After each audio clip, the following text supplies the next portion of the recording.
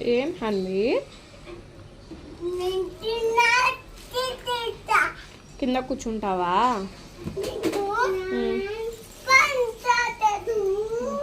సరే కూర్చో. ఏంటమ్మా? చిన్నాను కట్టేస్తావా? సరే. ఎట్లా కడతావు చిన్నాని?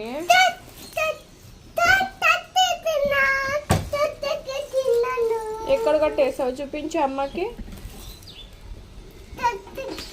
చూపించు.